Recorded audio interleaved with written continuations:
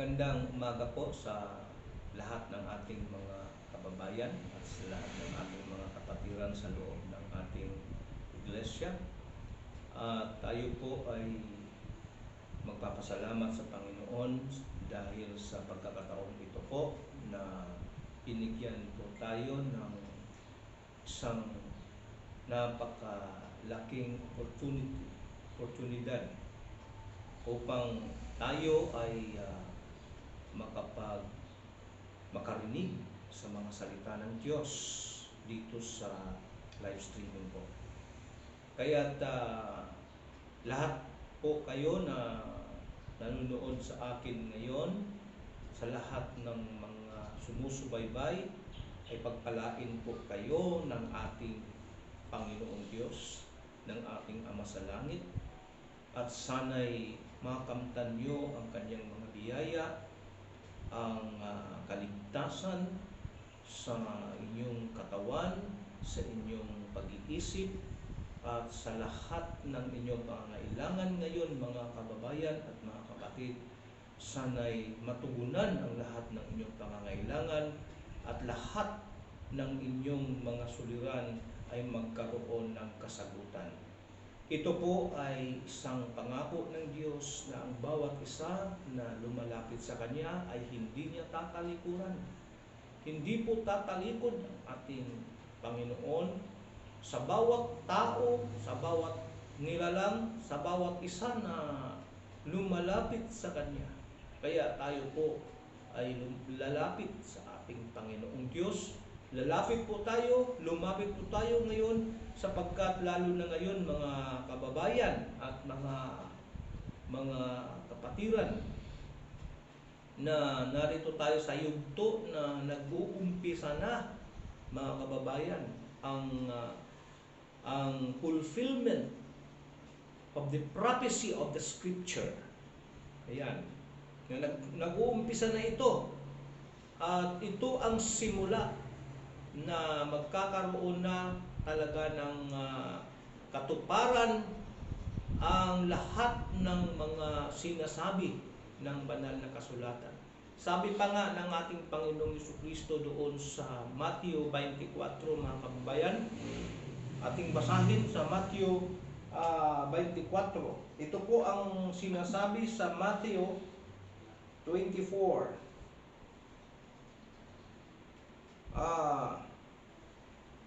But as the days of Noah were, so shall also the coming of the Son of Man be. Yan. Ang sabi ng banal na kasulatan, mga kababayan, ay katulad ng pangyayari doon sa panahon ni Noe, ay ganun din halos kapareho ang pagdating ng ating Panginoong Jesus. Yan. Kaya, kasi ang ating Panginoong Jesus, before He ascended to heaven, He made a promise. Nagbitaw siya ng isang promise na siya ay babalik. Sinabi nga niya, ang sabi pa nga niya, I will not leave you as orphans, but I am coming back to you. Ayan. Kaya, ang atin ngayong pag-uusapan, mga kababayan, ay tungkol sa second appearance of our Lord Jesus Christ. Yung second appearance, yung first appearance niya, mga kababayan, ay yun ay noong 2,000 years ago na dumating siya at kanyang ibinigay, isinakripisyo ang kanyang buhay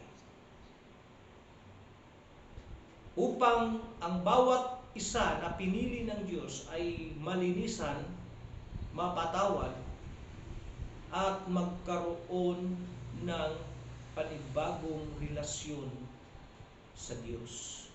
Yun yung first appearance ng ating Panginoong Jesucristo. Ipinanganak siya at ni Birhen Maria at lumaki, at nung siya ay lumaki na, siya ay nagsalita ng mga salita ng Diyos.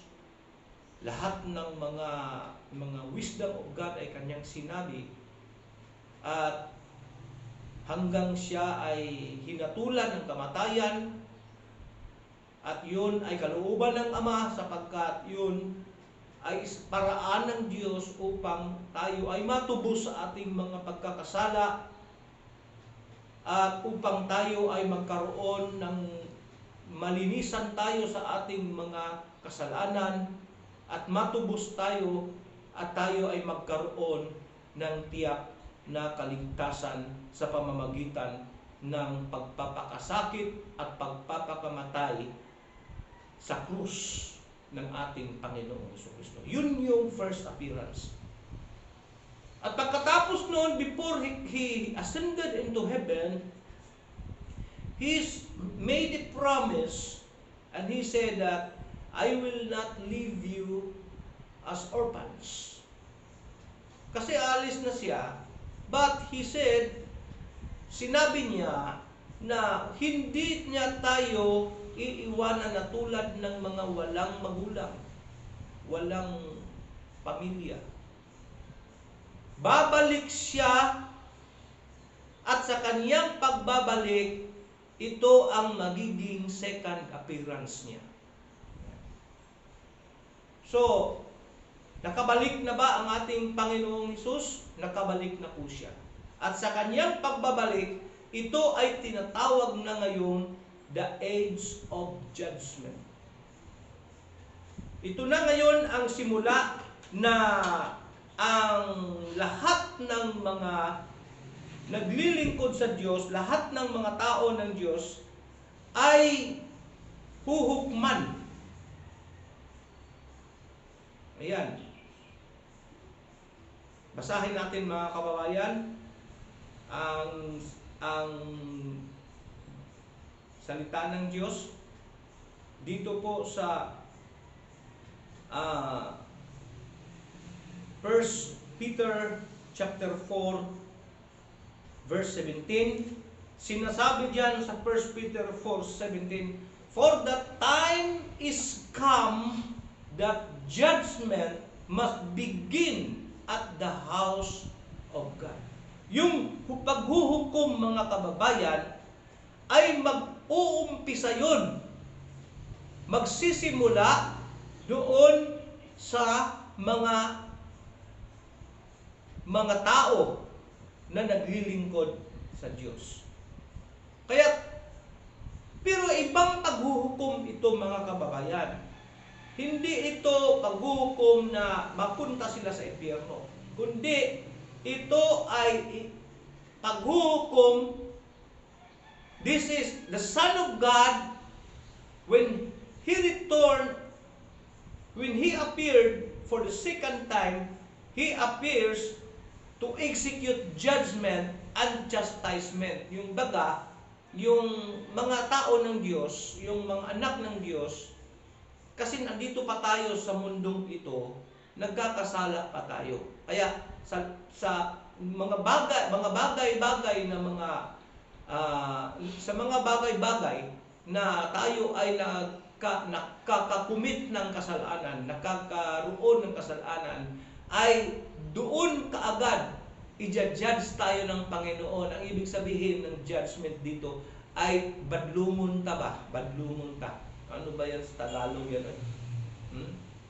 Sasawayin ka kaagad ng Diyos, at kapag yung kasalanan na gawa ng mga anak ng Diyos ngayon ay worthy of chastisement, so papaluin ka agad yung anuhin ka agad sila, papaluin ka agad. So the Son of God for His second appearance to execute judgment and chastisement, not for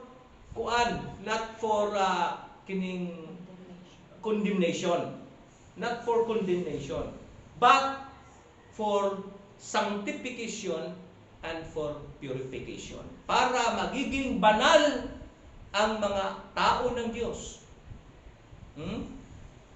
For the time is come that judgment must begin at the house of God.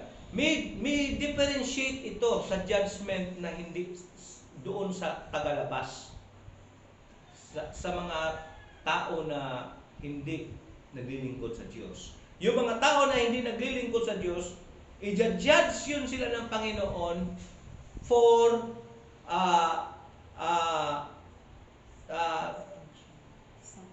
sanctification. Yan, for sanctification. Hindi sanctification. Yung anak ng hindi mga tao ng Diyos. For condemnation. Yan.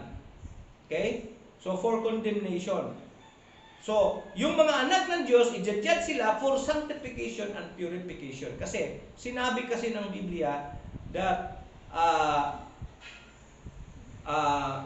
without holiness, no man can see the Lord.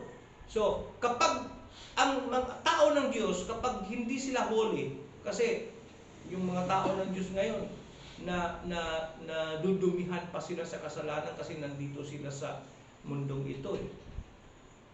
Kaya dito sa mundong ito, talagang madudumihan ka. Para bang ikaw ay nagbihis ng isang maputi na damit. Subalit nandoon ka pa rin nakatayo sa putikan. Talagang mapuputikan ka. Talagang malalagyan o madudumihan ang iyong damit na puti. Dahil nandoon ka pa rin sa putikan. Itong mundong ito, mga kababayan, sinabi ng ating Panginoong Diyos, ay tulad sa pangyayari doon sa pangyayari kay Noe. Ano ba ang nangyayari doon kay Noe? Ang sabi ng Diyos doon, mga kababayan, sa Genesis, sinabi doon, mga kababayan, na sa panahon ni Noah ay nakita ng Diyos na ang tao ay nagiging masama. And God saw that the wickedness of man was great in the earth. Talagang yung kasamaan ay talagang napakasama na ng tao. Sumama na ang tao ngayon.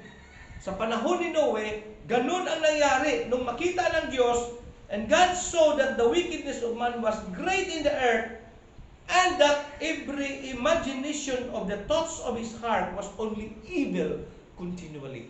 So, yun ang nangyari sa panahon ni Noe. Sa panahon ni Noe, nakita ng Diyos na ang kasamaan ay lumaganap na gusto.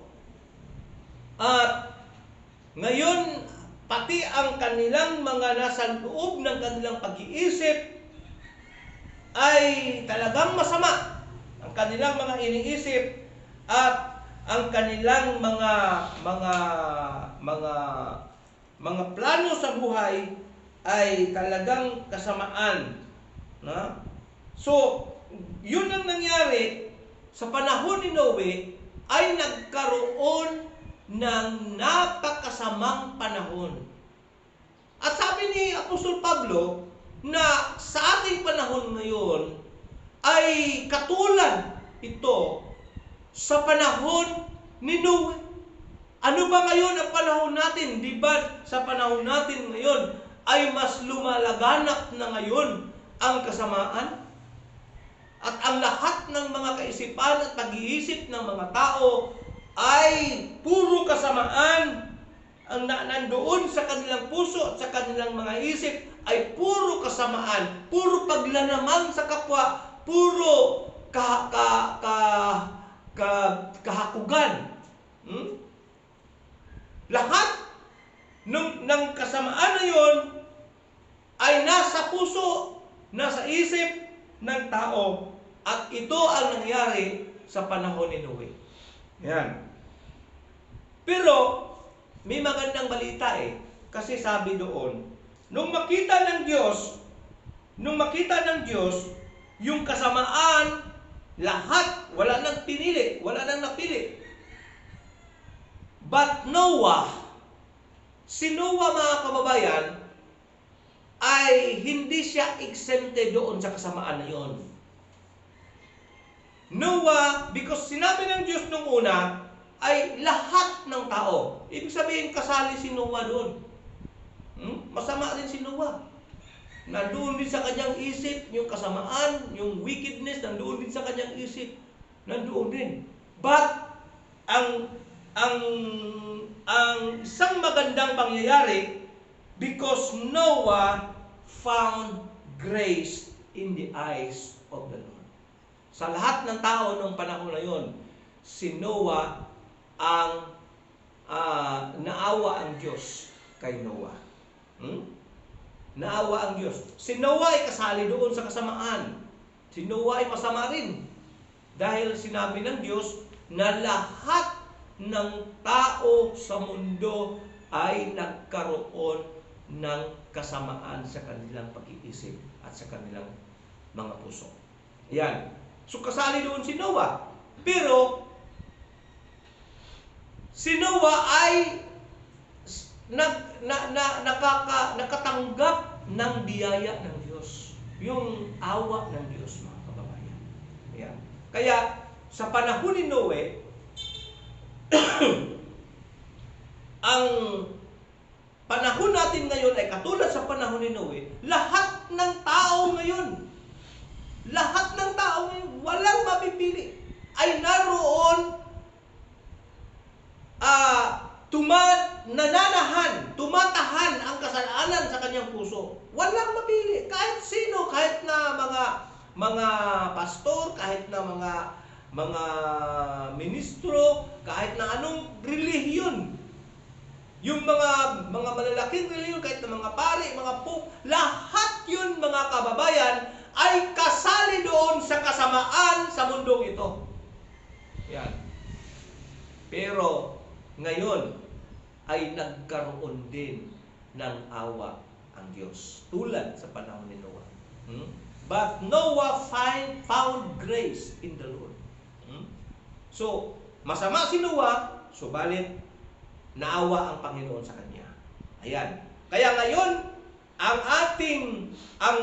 ating pag-asa ay sana ay maawaan tayo ng Diyos. Sapagkat lahat tayo ay puro tayo makasalanan sa panahon ngayon. We are all wicked. We are all living in a wicked and a crooked life, and we cannot able to justify ourselves in front of the Lord, and we are not holy. So sabi ng Biblia, without holiness, no man can see the Lord. Ayan. Kaya, mga kababayan, anong nangyari sa panahon ni Noah? Sabi ng Diyos, because of the wickedness, I will have judgment of the earth. Kaya mayroong paghuhukom Katulad din ng sinasabi ng ating Panginoong Jesucristo ngayon na mayroong paghuhukom. At ang paghuhukom na yan ay magsisimula sa tahanan ng Diyos. Yan. Pero yung paghuhukom doon na magsisimula sa tahanan ng Diyos, yun ay paghuhukom upang ang mga tao sa loob ng tahanan ng Diyos ay magiging pakabanalin ng Diyos. Pakabanalin sila ng Diyos upang sila ay makakita sa Diyos. Yan. Subalit, meron din paghuhukom, mga kababayan, na katulad doon sa paghukom ni Noah, yung mga taong mga ayaw humiwalay sa paggawa ng kasalanan, sa pag-iisip ng kasalanan. Ayaw nilang makinig, ayaw nilang sumampalataya, ayaw nilang magbago sa buhay. Yun ang paghuhukom doon, ay paghuhukom upang sila ay mapunta sa kalaglagan. Ayan, mga kababayan. Kaya sa panahon ni Noah, ang paghuhukom ay nangyari, at noong mga araw na yon ay walang naniniwala na magkakaroon ng isang dilubyo, isang bagyo. Bagyo yun eh. Yung bagyo natin ngayon na ating naranasan, wala pa yun. Maliit na bagyo lang yun. Sa panahon ni Noe, napakalaking bagyo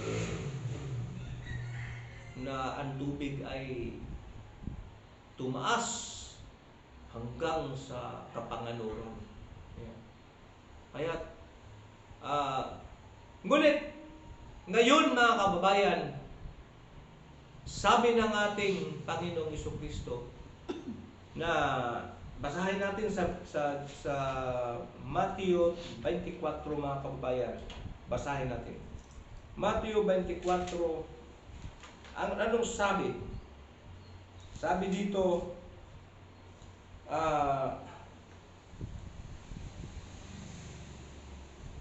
kasi nagtanong yung mga apostolis kung kailan yung mangyayari yung katapusan ng sanlibutan ito. Tinatanong nila. At ang sagot ng ating Panginoong Jesucristo ay hindi pitsa. Hindi pitsa, kundi signs. Yung ilhanan. At ang unang ilhanan, ang unang palatandaan, mga kababayan, na narito na tayo sa tinatawag na huling yugto ng panahong ito, ay magkakaroon ng tinatawag na deception. Dideceive ang mga tao. Ayan.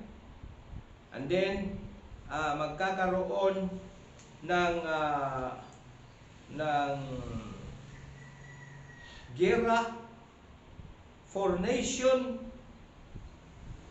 and sabi dito, for many shall come in my name saying I am Christ, and shall deceive many. May mga anti-Christ na darating.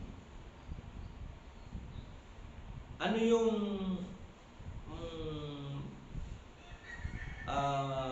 ilhanan na mayroong na yung dumating ay anti-Christ yun?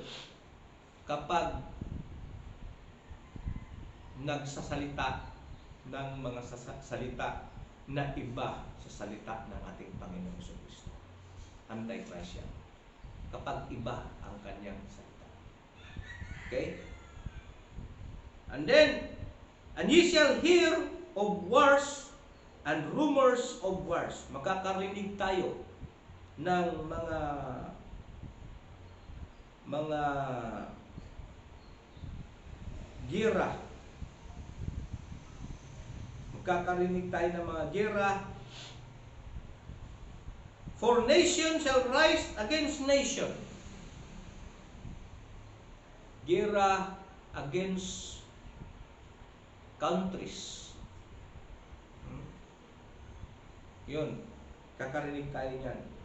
At yan ang naririnig na natin ngayon. And there shall be famines. Magkakaroon ng taggutom. Marami ng mga tao ngayon ang hindi na makakatikim ng masarap na pagkain. Wala nang mabibiling pagkain. And there shall be famines and pestilences. Yung pestilences, mga kababayan, ito yung mga kuwan, yung mga virus. Yan. Kaya ngayon, itong virus na ito na COVID-19, tingnan mo ang nangyari sa mundong ito. Yung COVID-19 na virus, mga kababayan, gi-shutdown niya ang lahat ng mga bansa. Gi-close. Pati mga negosyo na wala at ang pinaka-target talaga ng Diablo ay ang pagsamba sa Diyos ay mawala. Kaya nagtataka tayo, mga kababayan, bakit ang ating gobyerno, bakit pinapahinto nila pati ang pagsamba? Nililimit nila yung pagsamba. Ngayon, pag magsamba tayo sa simbahan, hindi lalagpas ng 10. Tapos iniipit pa nila. Walang air condition, walang electric fan. Ayan. Tapos, meron pang sinasabi na hindi maaring umawit sa pagsamba sa Diyos. Yan. So, mga pestilences yan. Tapos, nabalitaan natin ngayon na mayroon ng tinatawag na vaccine. Pero hindi pa rin yan hihinto. Kasi sinabi nga ng DOH na yung vaccine, yung i-injectionan ng vaccine na yan ay 50 million Pilipinos. So, hindi nila matatapos sa isang taon yung 50 million. Kaya mayroon nagsabi na yung COVID-19 ay baka 2025 pa. 2025 pa siya. Mawala. So, mahaba na yan. Meron din nang sabi na 2022 after ng eleksyon, mawala na yan. Pero ang DOH ang nagsabi na matatapos nila ang vaccination sa lahat ng tao, 50 million na tao, ay baka 2025 pa. Kaya tatagal ito, at kapag natapos yan, mga kababayan, kasi kung babasahin natin ang banal na kasulatan, sinabi ng ating Panginoong Jesucristo, and there shall be famines and pestilences. Ibig sabihin, ano ito kasi may ES siya . Ano to? Yung plural ito. Plural. Ayan. So, hindi ito nag-iisa. Ang COVID-19, pestilences yan . Pestilence yan. Ngayon, hindi man lang pestilences man. So, ibig sabihin, pagkatapos ng COVID-19, meron namang pestilence na darating. So, hindi na matatapos po yan, mga kababayan. Yan ang sinasabi ng Biblia. Kaya, ang COVID-19 ay umpisa pa lang ito. Umpisa pa lang ito. At pagkatapos nito, meron namang darating hanggang magkaroon ng katumanan ang sinasabi ng ating Panginoong Jesucristo, hindi yan matatapos. Until all those prophecies of the Scripture has been fulfilled, mayroon yan. Hindi yan matatapos, mga kababayan. Kaya, ano bang pag-asa natin, mga tao? We cannot depend on our finances, financial stability. Di tayo makapag-depend doon. Di tayo, kasi darating din ang panahon na wala ng physical money. Oh. Wala ng physical money yan. Tatak na lang yan dito sa kamay. Magkakaroon ng tinatawag na yung digital money. Yung digital na yan, hindi na yan physical. Kasi yung physical money, makakahawa yun eh. Oh. Doon, yung ng mga COVID-19 patients, yung bawal sa kanilang humawak ng pera. Kasi pag nahawakan nila ang pera, tapos mapunta sa ibang kamay ang pera, nahahawa yung nakatanggap ng pera na yun. Oh, so nagkahawaan na naman. Kaya ang solusyon dyan ay no physical money, but it already turned into a digital system. Oh, so wala nang pera. O anin mo yung pera mo. Tatapon mo na lang yan. Papel lang yan eh. Oh. Kaya ngayon mga kababayan, mas maganda kung meron tayong lupa. Kasi doon na magtanim na lang ng gulay, pagkain doon. Kasi pag digital na, pag wala kang sign dito sa kamay mo, pag wala kang anong tawag yan? Yung chip sa kamay mo, hindi ka makakabili. Oh. Hindi ka makakabili ng kahit ano, pagkain, hindi ka makabili. Kasi yun man ang pambayad mo. At kapag meron ka nun, ibig sabihin, meron ka ng utang sa one world government. May utang ka na. So, you are obliged to do your job. Wala ka na, hindi ka na papahingahin kasi may utang ka eh. Oh. Kaya siguro ako doon na lang ako sa bukid, malalim ako doon. Oh. Yan ay mangyayari sapagkat yan ay sinasabi ng Biblia. That is already written in the scripture. Mangyayari yan mga kababayan. Kaya, saan tayo ngayon? Tulad sa panahon ni Noah, saan sila ngayon? Ano ang kaligtasan nila? Meron silang mga bangka, meron silang mga barko, mga arka noong araw na yun, pero hindi pwede. Kasi yung baha na yun, talagang gigibain yung ano mo eh, yung mga barko mo eh. Gigibain yan. Pero alam nyo, bakit yung arka ni Noe ay hindi talaga nagiba? Hindi talaga nagiba. At hindi talaga pumasok ang tubig doon. Kasi sinabi kasi ng Diyos na God, sabi kasi ng Biblia, God sealed the ark.